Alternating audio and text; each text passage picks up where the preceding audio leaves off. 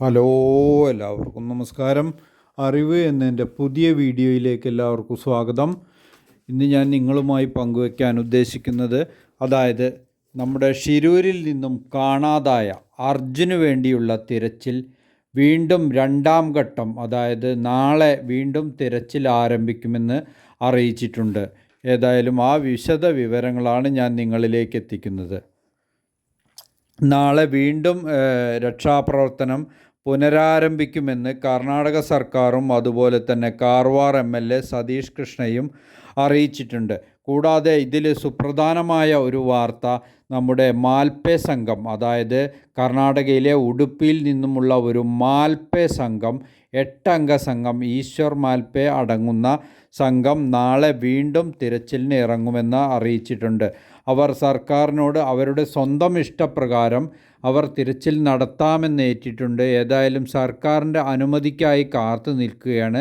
സർക്കാരിൻ്റെ അനുമതി കിട്ടിയാൽ ഉടനെ തന്നെ അവർ അവരുടെ ഇഷ്ടപ്രകാരം തിരച്ചിൽ നടത്താമെന്ന് അവർ ഏറ്റിട്ടുണ്ട്.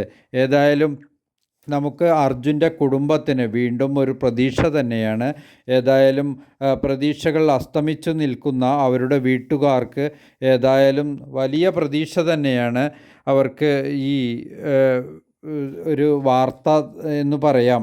അതായത് നമ്മുടെ കടൽ തൊഴിലാളികളാണ് നമുക്ക് എല്ലാവർക്കും പ്രിയപ്പെട്ടവർ.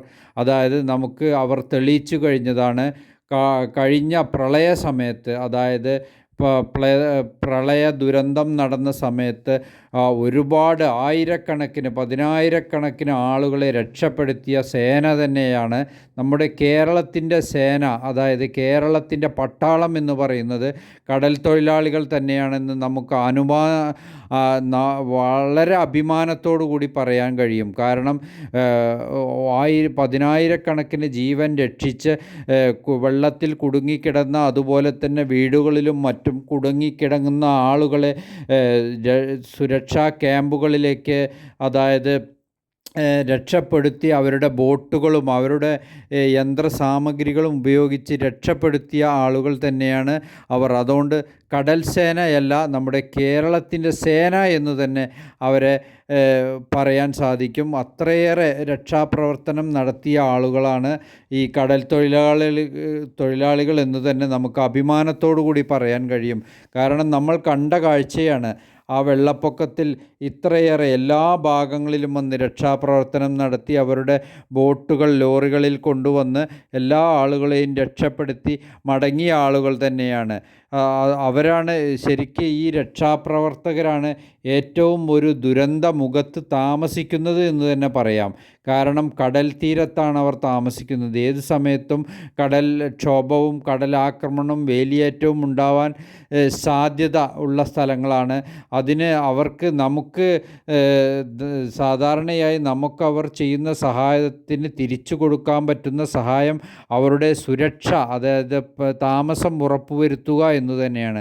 അത് സർക്കാരിൻ്റെ ഭാഗത്തിൽ നിന്നും ഉണ്ടാവേണ്ട കാര്യമാണ്. കാരണം കടലാക്രമണമുള്ള ഭാഗത്തു നിന്ന് കടലാക്രമണം തടയുന്നതിനും ചെറുക്കുന്നതിനും വേണ്ട എല്ലാ സംവിധാനങ്ങളും സഹായങ്ങളും നമ്മുടെ സർക്കാർ തന്നെ ചെയ്തു കൊടുക്കണം എന്നുള്ളതാണ് എനിക്ക് പറയാനുള്ളത്.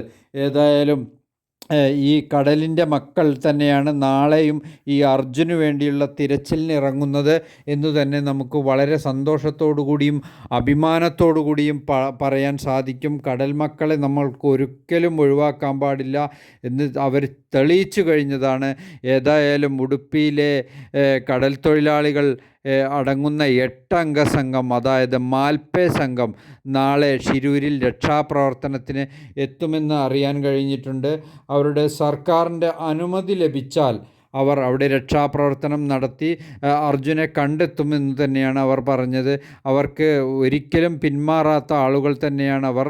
കാരണം അവരെ രക്ഷപ്പെടുത്തിയിട്ടേ അവർ മടങ്ങൂ എന്ന ഒരു ധാരണയിലാണ് അവർ വരുന്നത്. ഏതായാലും സർക്കാരിൻ്റെ ഭാഗത്തു നിന്ന് അനുമതി ലഭിച്ചാൽ നാളെ തന്നെ ഷിരൂരിലെ ഗംഗാവലിപ്പുഴയിൽ നിന്നും ആഴത്തിൽ പോയി അർജുനെ കണ്ടെത്താൻ ഉള്ള എല്ലാ ശ്രമങ്ങളും നടത്തുമെന്നാണ് അവർ അറിയിച്ചിട്ടുള്ളത്. കഴിഞ്ഞ പ്രാവശ്യം അവർ മടങ്ങാൻ കാരണം ശക്തമായ ഒഴുക്കിൽ വെള്ളത്തിനടിയിൽ, അതായത് അത്രയേറെ മരങ്ങളും അതുപോലെ തന്നെ കമ്പികളും പാറക്കഷ്ണങ്ങളും കുടുങ്ങിക്കിടക്കുന്നതിനാൽ, ശക്തമായ ഒഴുക്കുമുണ്ടായതിനാൽ അവർക്ക് താഴേക്ക് പോവാൻ കഴിയാത്തത് കാരണമാണ് അവർക്ക് മടങ്ങേണ്ടി വന്നത്.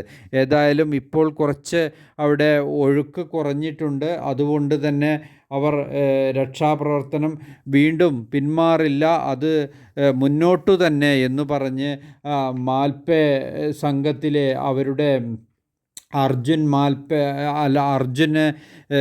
അതുപോലെ തന്നെ അർജുൻ്റെ ബോഡി കിട്ടാൻ വേണ്ടി ഉള്ള എല്ലാ പരിശ്രമങ്ങളും അവർ നടത്തുമെന്നും അവരുടെ നേതാവായ ഈശ്വർ മാൽപ്പെ അറിയിച്ചിട്ടുണ്ട്. ഏതായാലും നമുക്ക് പ്രതീക്ഷിച്ചിരുന്നു കാണാം. നാളെ പ്രതീക്ഷകൾ കൈവിടാതെ തന്നെ, അതായത് അർജുൻ്റെ കുടുംബത്തിന് വീണ്ടും പ്രതീക്ഷ തന്നെ നൽകുന്ന ഒരു കാര്യം തന്നെയാണ്. ഏതായാലും നമുക്ക് എങ്ങനെയാണ് ഇവരുടെ ഇത് ഒന്ന് പരിശോധിച്ച് നോക്കാം. കാരണം ഈ അർജുൻ മാൽപ്പെ എന്ന് പറയുന്ന ആൾ ആഴങ്ങളിൽ, വളരെയധികം ആഴങ്ങളിൽ കടന്നു ചെന്ന് ജീവൻ്റെ തുടിപ്പ് കണ്ടെത്താൻ മാൽപ്പയ്ക്ക് വൈദഗ്ധ്യമുണ്ടെന്നാണ് അവിടെയുള്ളവർ പറയുന്നത്. അത്രയേറെ വിദഗ്ധനാണ് അദ്ദേഹം. വളരെയധികം വെള്ളത്തിനടിയിൽ പോയി ജീവനുള്ള ആളുകളെ തിരിച്ചു കൊണ്ടുവരാൻ കഴിയുന്ന ഒരു വ്യക്തി തന്നെയാണ് എന്ന് പറയാൻ സാധിക്കും. അദ്ദേഹം ഏകദേശം 100 അടി താഴ്ചയിൽ വരെ പോവാൻ കഴിയും. അത്രയേറെ താഴ്ചയിൽ പോയിട്ട് രക്ഷാപ്രവർത്തനം നടത്താൻ കഴിയുമെന്നാണ് അദ്ദേഹം പറയുന്നത്. അദ്ദേഹത്തിൻ്റെ ചരിത്രം ഒന്ന് പരിശോധിച്ചാൽ ഏകദേശം ഇതുവരെ അദ്ദേഹം 20 പേരെ ജീവൻ രക്ഷിച്ചിട്ടുണ്ട് എന്ന് അറിയാൻ കഴിഞ്ഞത്. അതുപോലെ തന്നെ 200-ൽ പരം മൃതദേഹങ്ങൾ ആഴത്തിൽ നിന്ന് എടുത്തുകൊണ്ടുവന്നിട്ടുണ്ട്.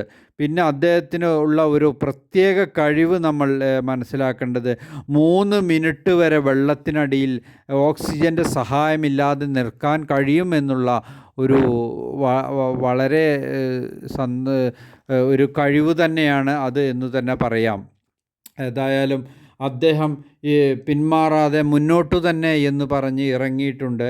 ഏതായാലും അദ്ദേഹത്തിന് അവിടെ നാട്ടുകാർ, ഉടുപ്പിക്കാർ അറിയപ്പെടുന്നത് ഉടുപ്പിയിലെ ജലമനുഷ്യൻ എന്നാണ്. കാരണം അവർ എപ്പോഴും ഇയാൾ വെള്ളത്തിനോട് പൊരുതുന്ന ഒരാൾ തന്നെയാണ്. വെള്ളത്തിനടിയിൽ നിന്ന് രക്ഷാപ്രവർത്തനം നടത്തുകയും അതുപോലെ തന്നെ ബാക്കിയുള്ള സംവിധാനങ്ങളും ഉപയോഗിക്കുന്ന ആളാണ്. ഏതായാലും അദ്ദേഹം ത്തിൻ്റെ ജോലി മത്സ്യബന്ധന ബോട്ടുകൾക്ക് കുടിവെള്ളം എത്തിച്ചു നൽകലാണ്. അപ്പോൾ തന്നെ നമുക്ക് മനസ്സിലാക്കാൻ സാധിക്കും അദ്ദേഹത്തിൻ്റെ ജോലി തന്നെ ഏത് സമയത്തും വെള്ളത്തിൽ നിന്ന് തന്നെയാണെന്ന്. ഏതായാലും നമ്മളൊക്കെ എപ്പോഴും പ്രതീക്ഷ നൽകുന്ന, ഇനിയും പ്രതീക്ഷ നൽകുന്ന കടൽ തൊഴിലാളികളെ നമുക്ക് ഏതായാലും നെഞ്ചോട് തന്നെ ചേർത്ത് പിടിക്കേണ്ട കാര്യമുണ്ട്. കാരണം നമുക്ക് രക്ഷാപ്രവർത്തനം നടത്തുകയിൽ വൻ വിജയം കൈവരിച്ചത് അവർ തന്നെയാണ്. ഏതായാലും ശിരൂരിലും അത് കണ്ടതാണ്. പക്ഷേ ചെറിയ സാഹചര്യങ്ങൾ കാരണം അവർക്ക് അടിയിലേക്ക് പോകാൻ സാധിക്കാതെ ആണ് അവർ മടങ്ങിയത്. വീണ്ടും അവർ ഒറ്റയ്ക്ക് റിസ്ക് എടുത്തിട്ട് ആണ് അവർ വരുന്നത്. അവരുടെ സ്വന്തം ഇഷ്ടപ്രകാരമാണ് അവർ വീണ്ടും രക്ഷാപ്രവർത്തനം നടത്താൻ വരുന്നത്. കാരണം അവർ തന്നെ ആവശ്യപ്പെട്ടതാണ് സർക്കാരിനോട്. അങ്ങനെ നാളെ വീണ്ടും തുടങ്ങുമെന്ന് പ്രതീക്ഷിക്കാം. സർക്കാരിൻ്റെ അനുമതിക്കായി അവർ കാത്തു നിൽക്കുകയാണ്. ഏതായാലും നമുക്ക് പ്രതീക്ഷിക്കാൻ വകയുണ്ട്. ഏതായാലും എല്ലാ ഒഴുക്കുകളെയും അതിജീവിക്കുകയും അതുപോലെ തന്നെ അത്രയേറെ ആഴത്തിൽ പോയി രക്ഷാപ്രവർത്തനം നടത്തുന്ന ഒരാളാണ് ഈ അവരുടെ സംഘത്തലവൻ ഈശ്വർ മാൽപ്പെ. ഏതായാലും അദ്ദേഹം പിന്മാറാതെ വീണ്ടും മുന്നോട്ട് തന്നെ വന്നിരിക്കുകയാണ്. അതുകൊണ്ട് തന്നെ ഈ അർജുൻ്റെ കുടുംബത്തിന് വീണ്ടും ഒരു പ്രതീക്ഷ നൽകുകയാണെന്ന് തന്നെ പറയാം. ഏതായാലും നമുക്ക് നാളെ കാത്തിരുന്ന് കാണാം അദ്ദേഹത്തിൻ്റെ എങ്ങനെയൊക്കെയാണ് അടുത്ത രക്ഷാപ്രവർത്തനങ്ങൾ എന്ന് തന്നെ നമുക്ക് മനസ്സിലാക്കാൻ സാധിക്കും. ഏതായാലും നാളെ ഈ രക്ഷാപ്രവർത്തനം തുടരുമെന്നാണ് കർണാടക സർക്കാർ അറിയിച്ചിട്ടുള്ളത്. അതുപോലെ തന്നെ അവിടെയുള്ള കാർവാർ MLAയും അറിയിച്ചിട്ടുണ്ട്. ഏതായാലും മാൽപ്പെ സംഘത്തിന് നാളെ അനുമതി കൊടുക്കട്ടെ എന്നും നമുക്ക് കൊടുക്കുമെന്നും വിശ്വസിക്കാം. കാരണം അദ്ദേഹം പറയുന്നത് അന്ന് തന്നെ ഏകദേശം നമ്മുടെ ഈ മേജർ ജനറൽ പറഞ്ഞ ഒരു കാര്യം നമുക്കൊരിക്കലും മറക്കാൻ കഴിയില്ല. അദ്ദേഹം പറയുന്നത് ഒഴുക്കും ദിശയും അറിയുന്നത് നമ്മുടെ യന്ത്രങ്ങളെക്കാൾ സംവിധാനം നാട്ടുകാർക്കും കടൽ തൊഴിലാളികൾക്കുമാണ്. അതിപ്പോൾ ഞാൻ പറയുന്ന വാക്കുകളല്ല. ഒരു മേജർ ജനറലായിരിക്കുന്ന അദ്ദേഹം തന്നെ അദ്ദേഹം തന്നെ പറഞ്ഞൊരു വാക്കാണ്. അതായത് മേജർ ജനറൽ ഇന്ദ്രപാലൻ നായർ നമ്പ്യാർ പറഞ്ഞ ഒരു കാര്യം തന്നെയാണ്. ഈ കടൽ തൊഴിലാളികൾ നമ്മളെ ഒരിക്കലും തള്ളാനും ഒഴിവാക്കാനും പാടില്ല.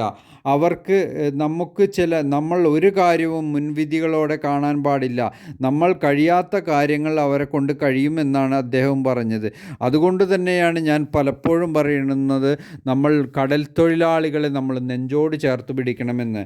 പിന്നെ നമുക്ക് ഇഷ്ടപ്പെട്ട ഭക്ഷണ വിഭവങ്ങളും അതുപോലെ തന്നെ കടൽ വിഭവങ്ങളാണ് ഏറ്റവും കൂടുതൽ എല്ലാ ആളുകൾക്കും, മലയാളികളല്ല, കേരളമല്ല, ഇന്ത്യ അല്ല, ലോകത്തിലെ എല്ലാവർക്കും ഇഷ്ടഭക്ഷണം കടൽ വിഭവങ്ങളാണ്. അതെല്ലാവർക്കും സ്വാദിഷ്ടമായി കഴിക്കാൻ കഴിയുന്നത്. ഇതൊക്കെ ഇവർ ജീവൻ പണയം വെച്ച് കൊണ്ടുവരുന്നതാണ് എന്ന് നമുക്ക് ഈ സമയത്ത് ഓർക്കാൻ സാധിക്കും. കാരണം അത്രയേറെ ആഴങ്ങളിൽ പോയി അതുപോലെ തന്നെ ദിവസങ്ങളോളം അവിടെ കിടന്നുവിട്ടാണ് അവർ മത്സ്യം പിടിച്ചു കൊണ്ടുവരുന്നത്. അതുതന്നെ നമുക്ക് ഇവിടെ ടേബിളിലെത്തുന്ന മത്സ്യവിഭവങ്ങൾ, കടൽ വിഭവങ്ങൾ അത്രയേറെ കഷ്ടപ്പെട്ടിട്ടാണ് നമ്മുടെ മേശയിലെത്തുന്നത് കൂടി നമ്മൾ ഓർമ്മിക്കേണ്ടതുണ്ട്. ഏതായാലും നമുക്ക് വളരെ വിലപ്പെട്ട ആളുകളും വലിയവരും തന്നെയാണ് അവർ കടൽ തൊഴിലാളികൾ എന്ന് അനുമാനിക്കാം. ഏതായാലും എൻ്റെ വീഡിയോ ഇഷ്ടപ്പെട്ടവർ ലൈക്ക് ചെയ്യുക, അതുപോലെ തന്നെ കമൻറ്റ് ചെയ്യുക, അതുപോലെ തന്നെ ഇതുവരെയും സബ്സ്ക്രൈബ് ചെയ്യാത്ത ആളുകൾ സബ്സ്ക്രൈബ് ചെയ്യുക. ഏതായാലും നാളെ മുതൽ അവരുടെ ശിരൂരിലെ അർജുന് വേണ്ടിയുള്ള തിരച്ചിൽ എന്താവുമെന്ന് നമുക്ക് കാത്തിരുന്ന് കാണാം.